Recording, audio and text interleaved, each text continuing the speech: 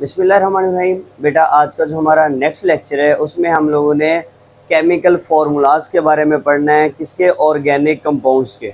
कुछ हमारे पास क्या है टाइप्स है किसकी बेटा? ऑर्गेनिक कंपाउंड की। उसके कुछ फार्मूलाज हैं उसको हमने डिस्कस करना है। तो आइए हम देखते हैं वन बाय वन कि हमारे पास कौन कौन सा फार्मूला आता है और उसको हम किस तरीके से डिस्क्राइब कर सकते होते हैं।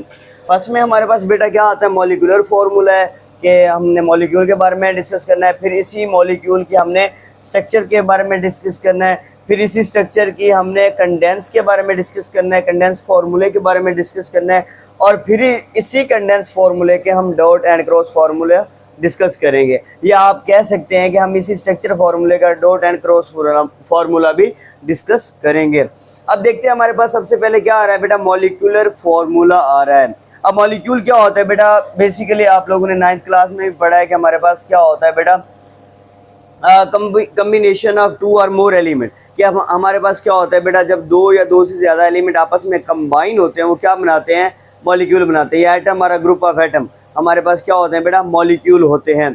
जैसे कि आप लोगों के पास क्या होता है बेटा? हाइड्रोजन अकेला आ गया तो ये एक एलिमेंट है। जब H2 की फॉर्म आएगी ये हमारे पास क्या बन जाएगा बेटा? मॉलिक्यूल बन जाएगा। अभी हमारे पास मॉलिक्यूलर फॉर्मूला क्या होता है? Actual number of atom. Means कि एक्चुअल का मतलब ये है कि कितने एटम्स यहाँ पे यूज हो रहे हैं। फॉर एग्जाम्पल आप लोगों के पास बेटा क्या आता है? ब्यूटेन। अब ब्यूटेन में हमने बताना है कि हमारे पास कितने नंबर ऑफ एटम है। एक्चुअल नंबर बताने हैं ना कि कितने हमारे पास कार्बन आ रहे हैं, कितने हाइड्रोजन आ रहे हैं। तो ब्यूटेन में हमारे पास क्या होता है बेटा? C4H10 आता है। अब देखिए ब्यूटेन हमारे पास क्या है? अब देखिए एक तो ये कार्बन और हाइड्रोजन से मिलकर बना है। पहले ही हमारे पास एक्चुअल नंबर ये हो गए कि हमने देखना है कि किस कौन से एलिमेंट से ये कंपाउंड मिलके बन रहा है। पहली चीज क्लियर हो गई, कार्बन एंड हाइड्रोजन से मिलके बन रहा है। नेक्स्ट हमारे पास क्या आ गया? नेक्स्ट आता है कि 4 कार्बन है एंड आपके पास यहाँ पे 10 हाइड्रोजन एटम है।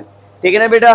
4 यहाँ पे कार्बन एटम होंगे और 10 क्या होंगे? यहाँ पे हाइड्रोजन एटम्स होंगे। तो इट्स मीन्स कि हमारे पास ये चीज क्लियर हो गई कि यहाँ पे मॉलिक्यूल में या मॉलिक्यूलर फार्मूला में हम एक्चुअल नंबर ऑफ एटम्स के बारे में बात करते होते हैं कि हमारे पास एक्चुअल नंबर ऑफ एटम कितने यूटिलाइज हो रहे हैं।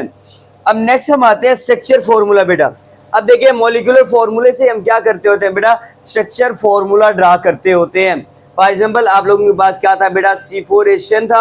अब इसी फॉर्मूले से हम क्या करेंगे? स्ट्रक्चर फार्मूला ड्रा करेंगे। अब स्ट्रक्चर फार्मूला क्या होता है कि जो फार्मूला होता है उसको हमने क्या दे देनी होती है बेटा? स्ट्रक्चर प्रोवाइड कर देनी होती है। जैसा कि हमारे पास क्या है? Structure formula represent by single, double and triple bond. ये आप लोगों ने टाइप्स ऑफ कोवलेंट बॉन्ड में डिस्कस किया होगा। ठीक है ना बेटा? आप लोगों के पास क्या आता है? सिंगल कोवलेंट बॉन्ड आता है, डबल कोवलेंट बॉन्ड होता है एंड ट्रिपल कोवलेंट बॉन्ड होता है। वहां पे आप लोगों ने क्या किया था? सिंगल कोवलेंट बॉन्ड में देखा था कि हाइड्रोजन और हाइड्रोजन ये सिंगल है, सिंगल लाइन है। या आप लोगों ने देखा था डबल कोवलेंट बॉन्ड में कि C2H4। अब ये डबल आ जाता है। कैसे डबल आता है बेटा? ये आप लोगों ने इस तरह से देखा था फॉर्मूला डबल कोवलेंट बॉन्ड में। ये हाइड्रोजन हाइड्रोजन साथ में हाइड्रोजन और ये हाइड्रोजन, ये आ जाता है हमारे पास डबल कोवलेंट बॉन्ड। नेक्स्ट आता है बेटा हमारे पास ट्रिपल कोवलेंट बॉन्ड। ठीक है ना? ट्रिपल कोवलेंट बॉन्ड क्या होता है? जब हमारे पास क्या आ जाए? 3 यहाँ पे लाइंस आ जाए, मीन्स के जिसको हम रिप्रेजेंटेशन कहते हैं ट्रिपल कोवलेंट बॉन्ड की। अब देखें कैसे कि जो हमने फॉर्मूला वहां पे पढ़ा था N और ये N, ठीक हो गया बेटा? N2 का फॉर्मूला ट्रिपल कोवलेंट बॉन्ड में आपने डिस्कस किया होगा। तो हम रिप्रेजेंट करते हैं स्ट्रक्चर फॉर्मूले को single, double and triple covalent bond से। नेक्स्ट हम बात करते हैं कि सेम मॉलिक्यूलर फॉर्मूला होता है बट डिफरेंट स्ट्रक्चर फॉर्मूला होता है। जो मेन पॉइंट समझने का है आप लोगों ने इसके आगे नेक्स्ट पढ़ना है कि हमारे पास क्या होता है? ऑर्गेनिक कंपाउंड इतने डाइवर्स, इतने मैग्नीट्यूड में क्यों होते हैं? वही चीज आ जाएगी जब हम आइसोमरिज्म की बात करेंगे बेटा। तो आप लोगों को वहां पे क्लियर हो जाएगा कि हमारे पास जो स्ट्रक्चर फॉर्मूला होता है वो डिफरेंट होता है लेकिन मॉलिक्यूलर फॉर्मूला सेम होता है। फॉर एग्जाम्पल अब देखिए आपके पास क्या आ रही है बेटा? N ब्यूटेन आ रही है। ये सारे यहाँ पे हाइड्रोजन अटैच है जो मैंने यहाँ पे बॉन्ड्स बनाए हुए हैं। मीन्स के जैसे कि यहाँ पे हाइड्रोजन हाइड्रोजन और हाइड्रोजन सो ऑन। अब देखिए ये हमारे पास N ब्यूटेन, N का मतलब होता है नॉर्मल। नॉर्मल ब्यूटेन, ब्यूटेन क्या होती है? जिसमें 4 कार्बन एटम होते हैं।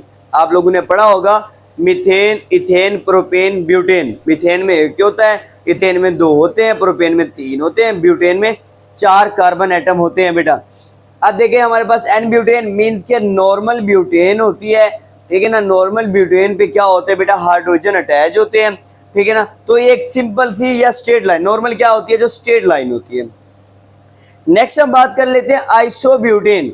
मींस कि आइसोब्यूटेन क्या होती है, जिसमें बेटा हमारे पास ब्रांच लग जाती है।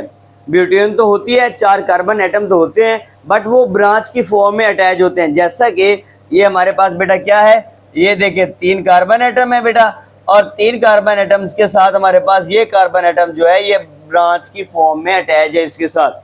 तो इसको बेटा हम क्या नाम देंगे, यहाँ पे isobutane. Iso means branch and means normal. उसके बाद बात करते हैं इसके कंडेंस फॉर्मूले की। कंडेंस मीन्स के जाहिर सी बात है, आप कंडेंसेशन का प्रोसेस पढ़ते हैं कि जब वाटर वेपर्स आपस में कंडेंस हो जाते हैं, मीन्स के किसी भी चीज़ का जुड़ जाना। अगेन हमारे पास स्ट्रक्चर फॉर्मूले से कंडेंस फॉर्मूला बनता है। फॉर एग्जांपल मैं देख लेता हूँ कि इस कार्बन के साथ कितने हाइड्रोजन अटैच हैं, 3 हाइड्रोजन है, तो ये आ गया बेटा। और इस कार्बन के साथ कितने हैं, 2 हैं, तो ये आ गया बेटा। इस कार्बन के साथ 2 हैं, तो ये आ गया बेटा। इस कार्बन के साथ 3 है, तो ये 3 आ गए। इट्स मीन्स कि हमारे पास यहाँ पे कंडेंस फॉर्मूला जो होता है वो स्ट्रक्चर फॉर्मूले से ड्राइव किया जाता है, ठीक है ना बेटा। अब देखिए आप लोगों के पास जो CH3 है, CH2 है, CH2 है, CH2 है, सेम ये देखिए स्ट्रक्चर ड्रा है, और इसी स्ट्रक्चर ड्रा से हमने उसका क्या बना लिया है, कंडेंस फॉर्मूला बना लिया है।